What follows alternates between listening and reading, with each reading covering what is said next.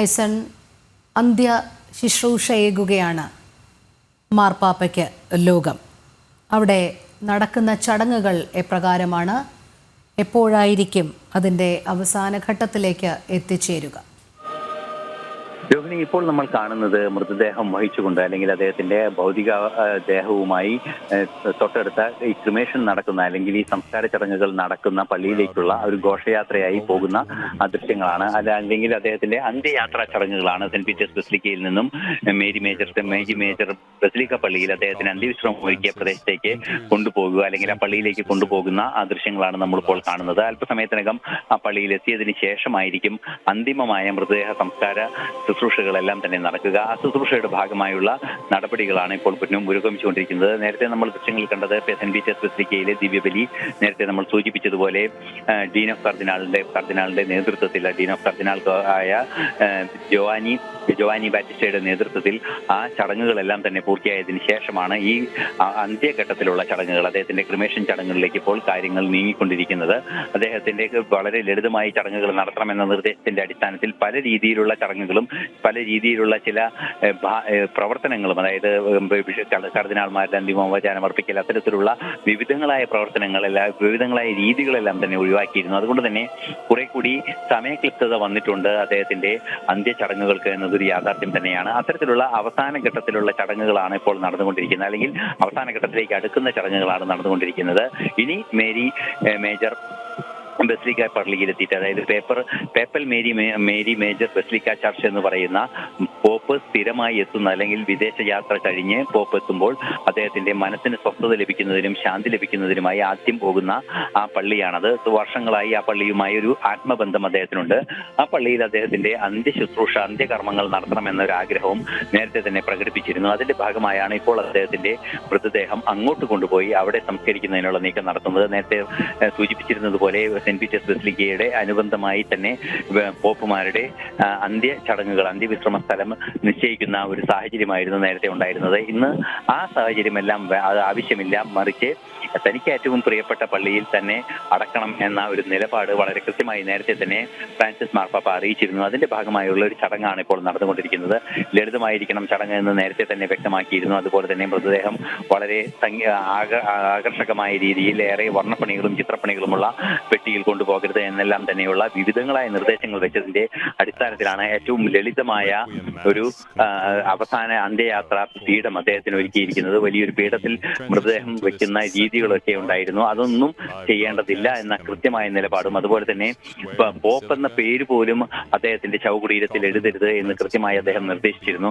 അത്രയും ലളിതമായ ഒരു ജീവിത ശൈലിയും ലളിതമായ ഒരു ജീവിതം, ഭൂമി വിട്ടുപോകുന്ന ഒരു ജീവിതവും അദ്ദേഹം സ്വപ്നം കണ്ടിരുന്നു. അത് തന്നെയാണ് ഇപ്പോൾ യാഥാർത്ഥ്യമാകാൻ പോകുന്നത്. അതിനൊക്കെയുള്ള നീക്കങ്ങളാണ് നടക്കുന്നത്, അല്ലെങ്കിൽ അത്തരത്തിലുള്ള ശുശ്രൂഷ ചടങ്ങുകളാണ് പുരോഗമിക്കുന്നത്. നേരത്തെ നമ്മൾ സൂചിപ്പിച്ചതുപോലെ മനുഷ്യരോടൊപ്പം നിന്ന ഒരു ശ്രേഷ്ഠനായ ഇടയനെ ഏറ്റവും ശ്രേഷ്ഠമായ വിട നൽകൽ തന്നെ നടന്നുകൊണ്ടിരിക്കുന്നു.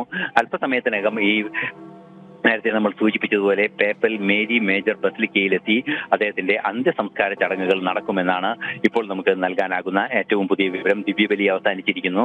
ദിവ്യബലിയിൽ അദ്ദേഹത്തിന്റെ അന്തിമമായി അദ്ദേഹത്തിന് യാത്ര അയക്കുന്നതിന് തൊട്ടു മുമ്പുള്ള ദിവ്യബലിയിൽ ലോക നേതാക്കളെല്ലാം തന്നെ പങ്കെടുത്തിരുന്നു. 2 ലക്ഷത്തിലേറെ ജനങ്ങൾ സാധാരണ ജനങ്ങളും ബിഷപ്പുമാരും മെത്രാപ്പൊലീത്തമാരും അടങ്ങുന്ന വലിയൊരു വിശ്വാസ സമൂഹം തന്നെ അദ്ദേഹത്തെ യാത്രയയക്കാൻ നേരിട്ട് സെന്റ് പീറ്റേഴ്സ് ബസിലിക്കയിൽ എത്തിയിരുന്നു എന്നതാണ് മറ്റൊരു സുപ്രധാനമായ നിരീക്ഷിക്കപ്പെടേണ്ട ഘടകം. ജനങ്ങളുടെ ഹൃദയത്തിൽ ജീവിച്ച ആ വലിയ മനുഷ്യനെ അല്ലെങ്കിൽ ആ വലിയ ഇടയനെ ജനങ്ങൾ ഒന്നായി യാത്രയയപ്പ് നൽകുന്ന ഏറ്റവും മഹത്തരമായ ഏറ്റവും ദൈവികമായ ഒരു കാഴ്ചയാണ് ഇപ്പോൾ നമ്മൾ കാണുന്നത്. രോഹിണി. അതെ, തീർച്ചയായും. അതോടൊപ്പം ഐസൺ, നമുക്കറിയാം അദ്ദേഹം എപ്പോഴും ഓർമ്മിപ്പിച്ചുകൊണ്ടേയിരുന്നു, സത്യസന്ധതയോടും കരുണയോടും കൂടി ജീവിച്ചാൽ അത് നമ്മളെ യഥാർത്ഥ മനുഷ്യരാക്കുന്നു എന്നുള്ളത്.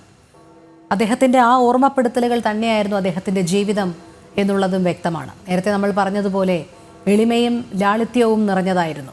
അതോടൊപ്പം ലോക സമാധാനത്തിനു വേണ്ടി അദ്ദേഹം എപ്പോഴും തൻ്റെ സന്ദേശം നൽകിയിരുന്നു എന്നുള്ളതാണ്. ലോക സമാധാനത്തിനു വേണ്ടി ഏതൊക്കെ രാഷ്ട്രങ്ങൾ തമ്മിലാണോ അകൽച്ച, അവിടെയെല്ലാം അദ്ദേഹത്തിന് സമാധാനത്തിൻ്റെ ഒരു ദൂതനാകാൻ പലപ്പോഴും കഴിഞ്ഞിട്ടുണ്ട് എന്ന് മാത്രമല്ല, അദ്ദേഹം അഭയാർത്ഥികൾക്കായി, പ്രത്യേകിച്ച് യുദ്ധമുഖത്തുള്ള അഭയാർത്ഥികൾക്കായി എപ്പോഴും സംസാരിച്ചിരുന്നു. വേദനിക്കുന്നവരെ അദ്ദേഹം ആ രീതിയിൽ കണ്ടിരുന്നു, മനസ്സിലാക്കിയിരുന്നു. അതാണ് അദ്ദേഹത്തിൻ്റെ മനുഷ്യത്വത്തിൻ്റെ ഏറ്റവും വലിയ പ്രത്യേകതയും എന്നുകൂടി നമുക്ക് ഈ അവസരത്തിൽ ചേർക്കേണ്ടതല്ലേ? വേദനിക്കുന്നവരോടൊപ്പം നിൽക്കുക, അത് പല തരത്തിലുള്ള ദുരന്തങ്ങളും ദുരിതങ്ങളും അനുഭവിക്കുന്നവരോടൊപ്പം നിൽക്കുക എന്നത് അദ്ദേഹത്തിന്റെ ഒരു പ്രവർത്തന ശൈലിയുടെ തന്നെ ഭാഗമായിരുന്നു. അത് വിശ്വാസത്തിന്റെ പേരിൽ പീഡനം അനുഭവിക്കപ്പെട്ട് അഭയാർത്ഥികളാകേണ്ടി വന്ന ഇറാഖിലെ നിരവധി മനുഷ്യരെ അദ്ദേഹം ചേർത്ത് പിടിക്കുകയും അവരോടൊപ്പം നിൽക്കുന്നതിന്റെ ഭാഗമായി തകർക്കപ്പെട്ട അവരുടെ പള്ളികളിലേക്ക് വിശ്വാസത്തിന്റെ പേരിൽ എന്തൊക്കെയാണോ ദുരന്തങ്ങൾ അനുഭവിച്ചത് അവരോടൊപ്പം നിൽക്കുക, അവരോടൊപ്പം നിൽക്കുന്ന സ്വാതന്ത്ര്യത്തിന് വേണ്ടി, അതായത് ആധുനിക രാഷ്ട്രീയ സമൂഹം അല്ലെങ്കിൽ ആധുനിക പൊളിറ്റിക്കൽ സൊസൈറ്റി ഉറപ്പ് നൽകുന്ന മതസ്വാതന്ത്ര്യവും അതുപോലെ തന്നെ വ്യക്തിഗത സ്വാതന്ത്ര്യങ്ങളും ഉറപ്പാക്കുക എന്ന കൃത്യമായൊരു നിലപാട്, ഒരു പൊളിറ്റിക്കൽ നിലപാട്, വളരെ കൃത്യമായി രാഷ്ട്രീയ സ്വഭാവമുള്ള ഒരു നിലപാട്, മനുഷ്യന്റെ സ്വാതന്ത്ര്യത്തിലും മനുഷ്യന്റെ തെരഞ്ഞെടുക്കാനുള്ള അവകാശത്തിലും മതസ്വാതന്ത്ര്യത്തിനും വേണ്ടി നിലകൊണ്ട ഒരു വ്യക്തി കൂടിയായിരുന്നു. കേവലം ഒരു നേതാവ് അല്ലെങ്കിൽ ആത്മീയ നേതാവ് എന്ന രീതിയിൽ പരിഗണിക്കുന്നതിനപ്പുറം അദ്ദേഹത്തെ ശക്തനായ ഒരു പോരാളിയായി തന്നെ പരിഗണിക്കേണ്ടി വരും. തന്നെ അനുവർത്തിച്ചിരിക്കുന്ന, താൻ ഉത്തരവാദിത്വം ഏറ്റെടുത്തിരിക്കുന്ന ആ ആശയം വിശ്വസിക്കുകയോ ആ മതത്തിൽ വിശ്വസിക്കുകയോ ചെയ്യുന്നവരോടൊപ്പം നിൽക്കുക, അവരുടെ അവകാശങ്ങൾക്ക് വേണ്ടി പോരാടുക, അതോട് സർവോപരിയായി മനുഷ്യന്റെ അവകാശങ്ങൾക്ക് വേണ്ടി പോരാടുക, അവകാശം നിഷേധിക്കപ്പെട്ടവർക്ക് വേണ്ടി പോരാടുക എന്ന കൃത്യമായ ഒരു നിലപാട് അദ്ദേഹം തന്റെ ജീവിതത്തിൽ മുഴുനീളെ പുലർത്തിയിരുന്നു എന്നതൊരു നമുക്ക് നേർക്കാഴ്ചയായി കാണാവുന്ന ഒരു സാഹചര്യമാണ്. അതിന്റെ ഭാഗമായാണ് അദ്ദേഹം തീർച്ചയായും യുദ്ധം ഉണ്ടാകുന്ന സാഹചര്യങ്ങളിൽ, പ്രത്യേകിച്ച് യുക്രൈൻ യുദ്ധത്തിന്റെ കാലഘട്ടത്തിലെല്ലാം തന്നെ, അത് ഇപ്പോൾ നടന്നുകൊണ്ടിരിക്കുന്നു, യുക്രൈൻ യുദ്ധത്തിന്റെ ആ കാലഘട്ടത്തിലും അതുപോലെ തന്നെ മറ്റ് യുദ്ധങ്ങൾ നടന്ന കാലഘട്ടത്തിലും എല്ലാം തന്നെ യുദ്ധത്തോട് ശക്തമായ എതിർപ്പ്, അതായത് മനുഷ്യന്റെ ഒരു തുള്ളി രക്തം പൊടിയുന്നത് തെറ്റാണ് എന്ന് കൃത്യമായി പറയാൻ ഒരു യുദ്ധകാലഘട്ടവും ഒരു രാഷ്ട്രീയ നേതൃത്വത്തിന്റെ സ്വാധീനവും ഒന്നും തന്നെ അദ്ദേഹത്തിന് തടസ്സമായിരുന്നില്ല. യുദ്ധകാലഘട്ടത്തിലും അല്ലാത്ത സമയങ്ങളിലും യുദ്ധത്തിനെതിരായ ഒരു പോരാട്ടം അദ്ദേഹം വളരെ കൃത്യമായി നടത്തിയിരുന്നു. മാത്രമല്ല, യുദ്ധത്തിനായി ചെലവഴിക്കുന്ന വലിയ തുക ഒഴിവാക്കുകയാണെങ്കിൽ പട്ടിണി മാറ്റാൻ ഉതകുമെന്ന് പലയിടങ്ങളിലും തുടർച്ചയായി പ്രസംഗിക്കുകയും ചെയ്ത ഒരു പോപ്പ് കൂടിയാണ് അദ്ദേഹം. നേരത്തെ നമ്മൾ സൂചിപ്പിച്ചതുപോലെ പരിസ്ഥിതി അനുകൂല നിലപാടുകൾ സ്വീകരിക്കുക, പരിസ്ഥിതി സംരക്ഷിക്കേണ്ടത് ദൈവികമായ ഒരു പ്രവൃത്തിയാണെന്ന് അദ്ദേഹം തന്റെ പ്രവൃത്തിയിലൂടെ ലോകത്തിന് കാണിച്ചു കൊടുക്കുകയും ചെയ്തു. നമുക്കറിയാവുന്നതാണ്, ആഗോള താപനം ഉൾപ്പെടെയുള്ള വിഷയങ്ങളിൽ കർശനമായ നിലപാട് സ്വീകരിച്ച ഒരു പോപ്പായിരുന്നു. അതിന് മുമ്പുണ്ടായിരുന്ന പോപ്പുമാരും കൈവയ്ക്കാത്ത ഇത്തരം വിഷയങ്ങളിൽ, അതായത് പരിസ്ഥിതി സംരക്ഷണം എന്ന ദൈവിക പ്രവൃത്തി, പ്രവാചക ദൗത്യം എന്നൊക്കെ കൃത്യമായി അതിനെ ഇന്റർപ്രറ്റ് ചെയ്യുകയും അല്ലെങ്കിൽ നിർദ്ധാരണം ചെയ്യുകയും ചെയ്ത് ആ കാര്യത്തിന് വേണ്ടി നിലകൊണ്ട ഒരു വ്യക്തിത്വം കൂടിയായിരുന്നു അദ്ദേഹം.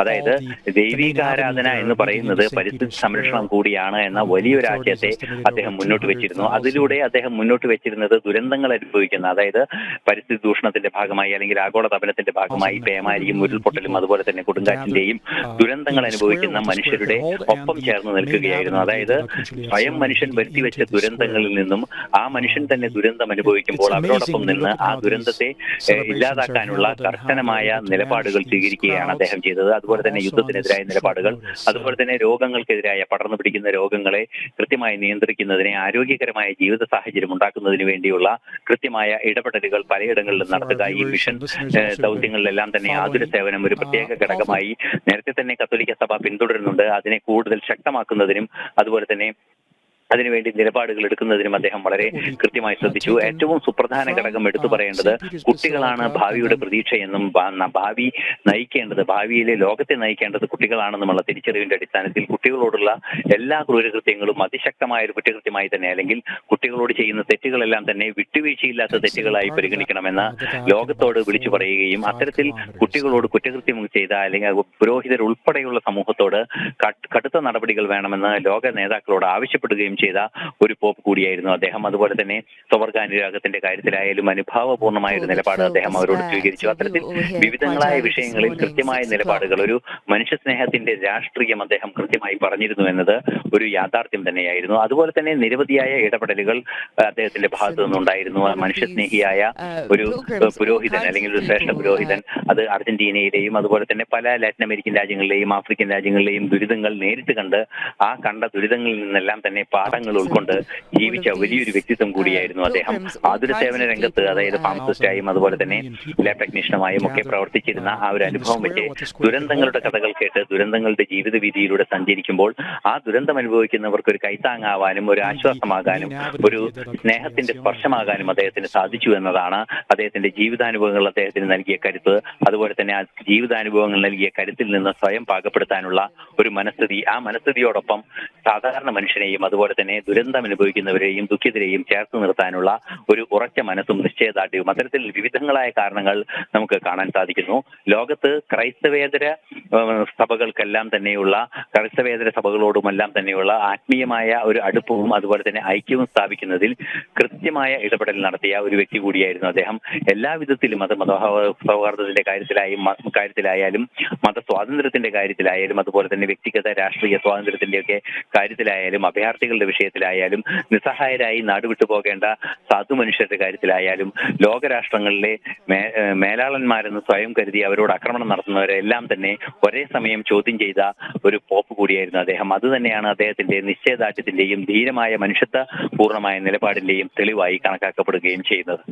തീർച്ചയായും മൈസൺ പറഞ്ഞതുപോലെ തന്നെയാണ് ഒരു പുരോഹിതൻ പാലിക്കേണ്ട ചില വ്യവസ്ഥകൾ അല്ലെങ്കിൽ പൗരോഹിത്യത്തിനും അപ്പുറം ആ കടുംപിടുത്തങ്ങളൊന്നും വേണ്ട എന്നുള്ളതായിരുന്നു എപ്പോഴും പോപ്പ് ഫ്രാൻസിസ് മാർപ്പാപ്പ വച്ചു പുലർത്തിയിരുന്നത്. അതുകൊണ്ടാണ് അദ്ദേഹം എപ്പോഴും അതിൽ തന്നെയായിരുന്നു. അതായത് പൗരോഹിത്യം പാലിക്കേണ്ട നിയമങ്ങൾക്കപ്പുറമാണ് ദയയും കരുണയും സാധാരണക്കാരോടുള്ള പെരുമാറ്റവും എന്ന് അദ്ദേഹം കരുതിയിരുന്നു. അതുകൊണ്ടാണ് അദ്ദേഹത്തിൻ്റെ പല വീക്ഷണങ്ങളും അത്തരത്തിൽ സാധാരണക്കാരുടെ ഉന്നമനത്തിനായും അവരുടെ അഭ്യുദയത്തിനും വേണ്ടി അദ്ദേഹം ചിലവഴിച്ചത് എന്നുള്ളത്.